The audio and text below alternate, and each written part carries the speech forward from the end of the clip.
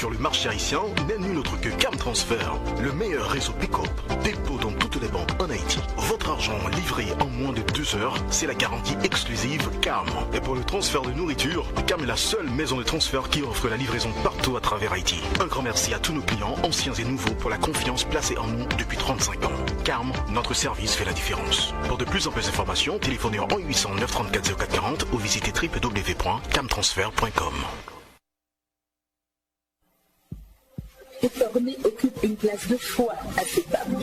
Tous les jours, les nouvelles du monde entier vous sont apportées sous des formes diverses sur les ondes du AM 14 Montréal. En fait, convaincu que le public bien informé est en mesure de faire les bons choix pour lui-même et pour sa collectivité, nous faisons de l'information notre raison d'exister. Vous avez manqué une nouvelle sur les ondes? Allez en tout temps au www.cipam1410.com ou sur notre page Facebook à CIPAM1410 pour vous mettre à jour et laissez-nous vos commentaires. À CIPAM, l'information, on en fait notre affaire. À lire aujourd'hui au www.cpam1410.com. Le Bloc québécois a présenté une proposition qui redéfinit la mission du parti. QS demande un programme juste et équitable pour les personnes sans statut. Québec en alerte procédera à des tests de son système en novembre. Santé. Les nouveaux employés du réseau de la santé n'ont plus besoin de fournir une preuve vaccinale à l'embauche. Le plus haut responsable de la santé publique en Ontario recommanderait le retour du port du masque. L'un des blessés dans la fusillade près du collège Montmorency serait lié à un gang de rue. Cycliste heurté par un autobus à Montréal. États-Unis, les démocrates gardent le contrôle du Sénat. Joe Biden a commis un lapsus lors de l'ouverture du sommet de l'Asie du Sud-Est à Phnom Penh, au Cambodge. COP27 en Égypte. Des centaines de manifestants derrière la sœur d'un détenu célèbre. Guerre en Ukraine, dans Kherson, pour la police, l'heure est au déminage et à la documentation des crimes russes. Haïti est affailli. La destitution du ministre d'Orsay par le monarque Henri Nul sur injonction de ses tuteurs ouvre la voie à la coalition PHTK4. Déportation d'Haïtiens, le politologue Joseph Harold Pierre dézingue les dirigeants de Port-au-Prince. Les gangs de Canaan affirment avoir incendié un blindé de la police nationale d'Haïti. La réalité de la crise en Haïti sur le terrain, les gens ne sortent plus. Haïti, des milliers de gallons d'essence continuent de sortir du terminal Vareux. Ces titres et bien d'autres à lire avec développement, images et vidéos à l'appui au www.cpam1410.com et n'oubliez pas de nous laisser vos commentaires. Merci. Ici Éric Giaga. Avec moi, vous écoutez CPAM, Radio Union à Montréal. Les dimanches d'Asma? Les dimanches d'Asma, c'est quoi? Qu'est-ce que ça mange en automne?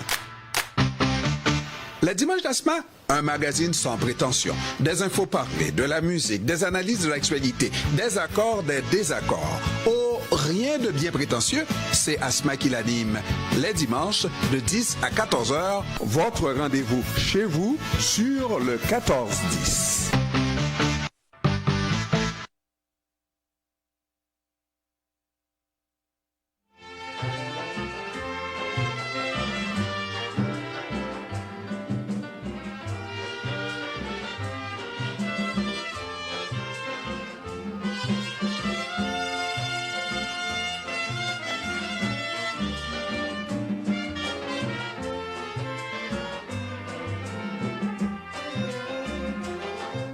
Maman, oui je t'aime, je chante pour toi ce poème. Maman, tes caresses, laisse à moi les souvenirs de ma jeunesse. Le soir, quand je me couche, des chansons de tendresse dans ta bouche. Chère maman, ô douceur infinie, grâce à toi, je reçois la vie. Toi, qui n'as plus de maman, on sait bien que tu souffres en silence. En ce grand jour qu'on fête les mamans, nous vivons dans la plus belle espérance. Maman qui nous couvre de ses caresses, elle est là pour apaiser nos tristesses. Le bonheur, la joie de la jeunesse, c'est maman, c'est maman. Sans cesse, maman, terre féconde, sourit dans la mer profonde.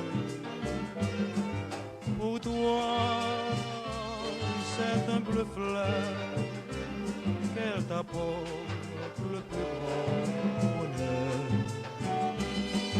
Donneuse de vie, c'est pour toi que je chante cette mélodie. Car sans toi, tous les peuples de la terre vivraient sans amis, sans frères. Maman, chère maman, je t'embrasse tendrement. Maman, chère maman, je t'embrasse. Alors on embrasse notre chère maman, on embrasse notre cher papa, on embrasse nos chères grand-mamans et nos chers grands-papas. Alors ça c'était pour mettre la table sur notre prochaine discussion et j'ai l'honneur une fois de plus de recevoir pour vous chers auditeurs le député de Viau, Monsieur Franz Benjamin. Bon dimanche. Bon dimanche Asma, bon dimanche aux auditrices et auditeurs de la station. Très heureux, comme à chaque fois, je suis à ce micro. Alors, je dis bon dimanche à une invitée. Je pense que c'est la première fois son passage ici à la radio, c'est PAM. J'espère que ça ne sera pas la dernière. Et je lui laisse le soin de se présenter. Bon dimanche, madame. Bonjour, mon nom est Martine Hilaire, je suis intervenante de milieu et de proximité qu'on appelle ITMAV pour l'initiative de travail de milieu auprès d'aînés en situation de vulnérabilité dans la circonscription de M. Benjamin. Bon. 150 au Québec. Et évidemment avec nous toujours Madame Bourdieu. Bonjour à tous. Bonjour à tous. Et Madame Dorsainville tient à s'excuser auprès de vous, chers auditeurs, parce qu'il y a eu une mauvaise communication entre nous. Alors, une confusion qui s'est installée. Et puis bon, malheureusement, mais... ça me fait quelque chose parce que je voulais la recevoir ici. Si je peux me permettre, j'espère qu'on l'aura à un moment donné avec nous. Oui. Au cas où, s'il y avait quelques petites... j'ai quelques petites informations concernant Aroc. Okay. Donc, au cas où. Parfait, c'est bon. Alors, aujourd'hui, on est là et je dois lui donner le crédit. Le sujet m'a été proposé par le député lui-même, Monsieur Franz Benjamin, pour qu'on regarde la vulnérabilité de nos aînés et les différentes, je dis vulnérabilité parce que je vais être gentille avec ceux qui les maltraitent, la vulnérabilité de nos aînés, les différentes situations que nos aînés traversent avec leurs enfants n'est-ce pas, avec la famille. Et donc c'est de tout ça qu'on va parler. On va essayer de péter, c'est ça qu'on dit? Démystifier. N'est même pas démystifier, ça c'est trop calme quand on démystifie. Non, on va péter l'abcès, pour faire sortir le méchant. Hein? Bon, alors, expliquez-nous les différentes situations que peuvent rencontrer nos aînés. Alors, peut-être, je vais laisser la parole à Martine tout à l'heure, parce que Martine Hilaire est intervenante et travaille au quotidien sur ces enjeux-là. Elle travaille avec des aînés dans la circonscription de Viau, des aînés de toutes les origines, de toute origine. Donc, elle connaît très bien cette réalité-là. Mais je dois, dans un premier temps, te remercier, Asma. Je te remercie d'avoir accepté d'aborder ce sujet-là. C'est un sujet très important. Souvent, on parle de la réalité de nos jeunes, avec raison, mais on aurait aussi raison à aborder plus souvent aussi la réalité de nos aînés aussi. Lorsqu'on sait que souvent, on dit souvent qu'on reconnaît une société, la grandeur d'une société, comment cette société-là traite ses enfants et ses aînés. Et dans le cas de nos aînés, je ne vais pas m'approprier les aînés en parlant de nos aînés. Des aînés, ce sont nos aînés. Voilà, des aînés de notre communauté. Il faut porter un regard beaucoup plus attentif par rapport à des formes de violence que ces personnes-là, parce que c'est le cas de le dire, quand on parle d'abus, un abus physique, c'est une violence physique, mais un abus financier, c'est une violence économique aussi, qui pourrait y avoir. Et effectivement, moi, comme député de la circonscription, j'ai eu plusieurs témoignages d'aînés qui m'en ont parlé, ou encore d'intervenants communautaires qui m'en ont parlé, et je constate aussi comme membre de la communauté que cette violence-là se manifeste de différentes façons. De 3 façons, selon moi, et Martine pourra peut-être me corriger. Un premier type de violence que j'associe à une violence que tous les aînés au Québec, un peu partout, peuvent être victimes, c'est la violence économique. Vous avez quelqu'un qui vous appelle, qui vous dit, vous avez pour votre petit-fils qui a un problème, etc., il faut envoyer de l'argent. Ces gens-là sont victimes de ça aussi. Un deuxième type de violence, c'est la violence intrafamiliale. Ça aussi, j'ai des témoignages en ce sens-là. Et je laisserai le soin à Martine d'aborder ça aussi tantôt. Et un troisième type de violence, aussi, pour moi, c'est une forme de violence, c'est violence organisationnelle. Ce que j'entends par violence organisationnelle, c'est par exemple des aînés, on sait par exemple, on a des aînés qui sont membres de communautés ecclésiastiques, d'églises, par exemple, et ceci étant dit, je ne suis pas en train de généraliser, loin de moi de vouloir généraliser, mais il y a aussi des aînés qui sont victimes de violences économiques de la part de certaines églises aussi. Et ça aussi, il faut l'aborder comme communauté. Alors, Madame Hilaire. Oui, je suis contente de ce que M. Benjamin vient de nous partager parce que il vient de nommer, il faut comprendre que la maltraitance est souvent faite. Vous avez parlé de famille, vous avez parlé d'organisationnel. La maltraitance est un phénomène, c'est quelque chose qui se fait, mais c'est fait par un proche, quelqu'un avec qui on a un lien de confiance. Donc oui, la famille tombe à l'intérieur de ça. Quand on parle aussi organisationnel, on parle peut-être de quelqu'un qui doit prendre soin. Quand on parle qu'on est dans un établissement de santé, un médecin ou une infirmière, une auxiliaire à qui on a confiance, un caissier à la banque, peu importe, quelqu'un avec qui on a un lien de confiance. Donc, la maltraitance est faite par un proche. Est-ce que c'est toujours volontaire? La réponse est non. Est-ce que... Je vais m'expliquer. Je vais m'expliquer. Est-ce que la violence, est-ce que la maltraitance, elle est toujours intentionnelle? Alors, la réponse est non. Comment savoir si c'est de la maltraitance? C'est qu'en bout de ligne, il faut se dire, est-ce qu'elle cause un tort? Donc, si la réponse est oui, alors oui, c'est la maltraitance. Monsieur Benjamin a fait parler de le financement par les organisationnels. Il a nommé des types de maltraitance. Il y en existe 7 types de maltraitance. On parle, financier, qui fait partie des finances. On se retrouve chez un parent lors de la pension, on va chercher l'argent. Ah, j'ai besoin de de payer tel compte. On parle également organisationnel, bien sûr, lorsqu'on prend soin d'aînés et qu'on ne donne pas les soins adéquats, qu'on ne nourrit pas la personne ou on lève la personne qui est habituée là, de se lever à 11 heures le matin. On arrive, madame, il est 7 heures, levez-vous. La personne est habituée de manger un type de nourriture, puis on lui dit... Prenez un peu de... Mangez ça, c'est ce qu'on vous donne. Du gruau. Donnez-vous du gruau, mais même pas avec du lait, avec de l'eau. Oui. Et on n'osait pas demander du sucre. Non, c'est pas bon. Vous faites du diabète, là. Ah oui, c'est ça. Fait qu'on parle organisationnel, on parle de finances, on parle de psychologie.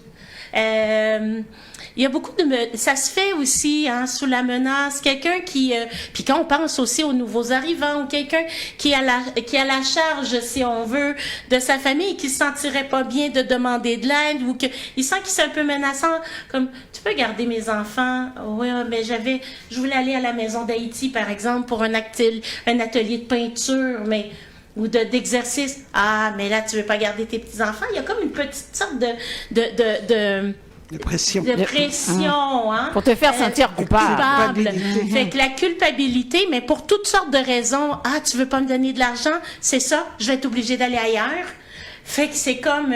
du chantage. Du chantage. Alors, la psychologie, elle rentre à l'intérieur de ça. L'agisme. L'agisme est un autre type de maltraitance qu'on voit et qui est omniprésente. C'est, selon l'Organisation mondiale de la santé, c'est un phénomène qui est complètement mondial et qui coûte des milliards au monde en soins, de tout âge. Quand on parle de l'âgisme, c'est la discrimination liée à l'âge. Ah, ma petite dame, petite dame, quand on parle, mon petit monsieur, quand on infantilise, quand on infantilise, moi, j'ai des beaux cheveux, ma petite madame. Oui. Ou que quelqu'un fait des soupirs quand on est à la caisse, parce que là, on sait pas comment elle marche la machine. Maintenant, tout est rendu informatisé. Là, je suis obligée de payer avec une machine. Je suis un peu nerveuse. Et j'ai quelqu'un derrière mon dos qui... Aïe. C'est lourd pour une personne aînée qui va pas, quand on va pas au rythme, quand on n'écoute pas la personne, quand on pense que la personne, qui a travaillé toute sa vie, qui a éduqué une famille, qui s'est battu, qui a vécu l'immigration, c'est quand même, on vit ici, moi-même, je suis née ici à Montréal dans le Quatre-Villeries, mais ma famille vient du nord, du Cap-Haïtien, fait que j'ai eu mes grands-mères, mon arrière-grand-mère qui ont battu, qui ont trimé dur. Il est où l'accent, Capois? Je ne pouvais pas plus. Faut nous maman. Faut nous demander. Et puis, comme ça, mais ces femmes-là, on doit les respecter. Ils ont un vécu. Alors, de penser qu'arrivé à un certain âge, on n'a plus besoin de s'adresser à eux pour savoir quand est-ce qu'ils ont besoin de vendre leur maison, où est-ce qu'ils veulent. Maintenant, tu t'en vas à tel endroit. Oui, mais depuis quand? Je t'ai élevé, etc., mais maintenant, tu me demandes plus mon opinion, ou même si tu m'accompagnes chez le médecin, tu acceptes que le médecin s'adresse à toi et non à moi. Avec votre mère, là, ou votre père, là, il a besoin de ci, il a besoin... Puis moi, je suis là, on regarde l'aîné, puis on ne s'adresse même plus à elle comme si cette personne-là n'a jamais pris des décisions aussi graves que de quitter sa terre natale pour s'établir ailleurs. Mais, Martine, je vous appelle Martine. Oui, certainement. Dites-moi, qu'est-ce qui fait que c'est arrivé là? Est-ce que c'est parce que l'aîné a commencé à perdre un peu de son autonomie, parce que l'aîné n'était plus alerte, ou c'est on a conduit l'aîné à ça? Ben, je pense que c'est quelque chose qui est complètement, qui va avec la société. De plus en plus, les gens on retrouve beaucoup de solitude, hein. De plus en plus, les gens se retrouvent vers eux-mêmes, sont occupés. Puis on va rentrer dans, justement, la famille. Tout à l'heure, je vous ai fait réagir en disant que la maltraitance pouvait être non intentionnelle. Est-ce que je fais exprès? Imaginez-vous un homme ou une femme qui travaille, qui a ses 3 enfants, qui court vite. Il y a sa mère il comprend pas, mais sa mère ou son père est en train de vivre finalement une dégénérescence ou la personne devient plus fragile ou fait un début de démence ou d'Alzheimer ou de maladie neurodégénérative. Hein? Et puis, c'est pas trop comment on deal avec ça, mais il gère une entreprise. Hein? On va mettre ça gros, là. Et puis, il y a les enfants, puis l'école, puis le ci, puis le ça. Puis là, la personne commence à avoir des pertes. Est-ce qu'il voit son parent, oh mon Dieu, qui voit plus bien, etc., qui commence à avoir des difficultés? Est-ce qu'il fait exprès de ne pas emmener son parent chez le médecin? Est-ce qu'il fait exprès ou est-ce qu'elle fait exprès de ne pas aller nourrir sa mère ou l'amener chez le médecin? Des fois, les personnes ne sont pas au courant ou ce sont des signes, des fois, qui sont que les gens ne voient pas. Que les gens ne voient pas ou qui sont pris dans un certain tourbillon. Est-ce que ça cause un tort? Est-ce que c'est intentionnel qu'ils ne n'agissent pas au moment où ils devraient agir? Pas toujours. Est-ce que ça cause un tort à l'aîné? Oui. Est-ce que c'est de la maltraitance? Oui. Est-ce qu'il faut agir et demander de l'aide? Oui. D'où le pourquoi on se retrouve ici ensemble pour parler de cette thématique. C'est la seule façon vraiment qu'on a à faire, surtout dans les communautés culturelles, qu'elles soient haïtiennes ou ailleurs. Les gens disaient de jadis, nos grands-parents, on en prend soin, etc. Où est-ce que ça s'est perdu? Écoute, j'ai parlé avec une Algérienne dernièrement, c'est la même chose pareil. On parle avec les Asiatiques, c'est la même chose pareil. C'est dans toutes les communautés. Le temps fait en sorte que les gens sont de plus en plus renfermés. Il y a moins de, de sensibilisation, de connaissance, d'outils, de reconnaissance de la personne aînée. Et je crois qu'il faut prendre le temps d'aller justement, vous avez parlé, je suis sur le comité national des leaders religieux avec la DSP, où on a une approche, je fais l'appel là maintenant, à tous les leaders religieux, les personnes qui reçoivent les personnes aînées et qui savent pas eux autres mêmes où ce que je vais emmener. Et de plus en plus, il y a aussi le phénomène que le vieillissement de la population, il est encore plus grandissant. Les gens, ils vivent encore plus longtemps. Les facteurs de solitude, d'isolement, ou des fois, les barrières de langue. Si on pense ici, la moitié de la population michelloise, si on veut, elle est issue de l'immigration. Il y a des fois cette barrière de langue-là, ne pas connaître. Et il y a aussi la honte. Hein? C'est pas partout où on peut parler. C'est peut-être honteux pour certaines personnes de dire que son parent s'échappe ou que son père porte 5 manteaux pour sortir dehors quand c'est l'été, que la personne met du lait dans l'armoire, perd ses clés, que c'est la police qui a ramené son parent à la maison. Il y a plusieurs indices, facteurs de risque qui sont existants dans lesquels il faut parler. Je suis heureuse d'être ici pour parler de cette thématique-là, pour dire que ça existe, mais qu'il y a de l'aide. Il y a des intervenants, il y a des agents aussi socio-communautaires qui peuvent aider au terme de la maltraitance, qui peuvent accompagner. Nous, on peut rencontrer ces familles, on peut parler de la proche aidance, on peut accompagner les familles, les garçons, les femmes, les hommes pour leurs parents. On peut ouvrir aussi des dossiers au CLSC pour favoriser, peut-être du soutien à domicile, de l'aide. Françoise, oui, vas-y. Oui, parce que là, il y a beaucoup de choses qui nous viennent de partout. Là, puis j'arrive à perdre pas de perdre le fil, c'est pas ça. Très intéressant, mais avec beaucoup de sujets. Cet été, justement, lors de mon émission que j'avais en été, Souvenir, j'ai reçu 2 personnes de FADOC et une personne de la ROC. Je salue Thérèse d'Orsainville, qui n'est pas là aujourd'hui, que j'aurais bien aimé rencontrer. Et où on a abordé justement différents thèmes concernant quel était le travail de la FADOC et quel pouvait être le travail également de la ROC, qui sont deux associations, 2 regroupements qui peuvent se croiser, même si AROC est indépendant par rapport donc aux retraités d'origine haïtienne. C'est vraiment le groupe. J'ai pas encore réussi à y rentrer parce que je ne suis pas haïtienne, je n'ai pas de conjoint haïtien, je vais te parrainer, François. Mais dans peu de temps, on m'a dit que j'allais réussir. Alors, je vais te parrainer. Il y a une petite cotisation, je vais bientôt y aller. J'ai déjà été plusieurs fois, mais je suis pas encore rentrée dans le groupe.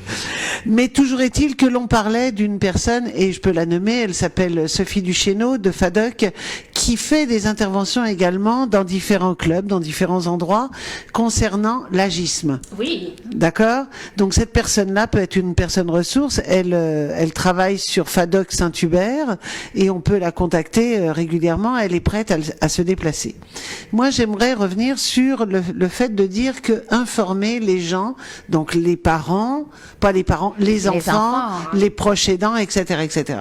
Mais moi, je m'en vais du côté des anciens, des anciens vers lesquels je suis, et en ce moment avec ceux avec qui je travaille, parce que mes cotons-tiges, c'est ça.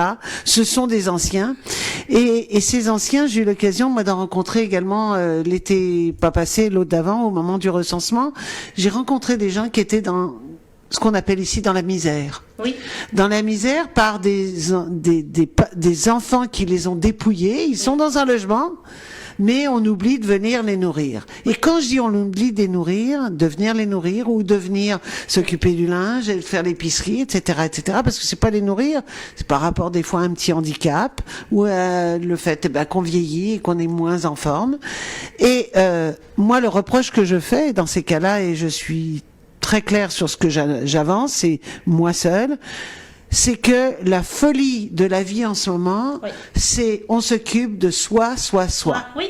Et ça n'est pas obligatoirement de délaisser les anciens, les aînés.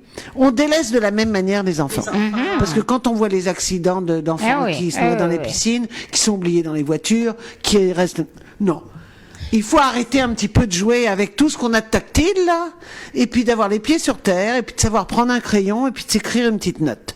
Parce que rentrer toujours dans les appareils, je vois que vous en avez 2, il en a 2. Non, j'en ai peut-être un, mais un téléphone qui est là pour me dire que... Mais je pense qu'il faut un peu revenir un peu terre à terre, c'est-à-dire d'arrêter de rentrer dans cette folie qui est la société. C'est un tourbillon. Et que l'on se tourne vers nos aînés. Vous faites partie d'une communauté où il y a le regroupement intergénérationnel. Oui, totalement. Ce que moi, je n'ai pas connu et que je ne connais toujours pas. Mes origines sont de France. Il y en a un peu, mais très peu. Nous, on met nos aînés dans des maisons, dans des centres, etc. Et vous faites... plus le fait de l'intergénérationnel, comme font beaucoup d'Asiatiques. Et je pense que en ce moment, c'est délaissé. En ce moment, il y a un Pourquoi Non, moi je l'explique quand même, j'essaie d'expliquer. Pourtant, les enfants ont des grandes maisons. Parce que je vais me promener Repentigny, Saint-Hubert, Saint-Lambert, parce que ça c'est les secteurs où il y a la communauté haïtienne, ils aiment bien se regrouper, on en parlait, mais peu importe, c'est un choix. Et on voit des grosses maisons. Mais des grosses maisons où des fois on voit des belles pelouses, des beaux arbres, des belles piscines, mais des fois les anciens on les voit pas. Non, c'est vide, parfois. Ils sont où les anciens? Et pourtant ils existent, ils sont là. Excusez-moi là. Il faut payer, hein Françoise? Après tout ça, il faut payer la place. On vous revient dans pas longtemps.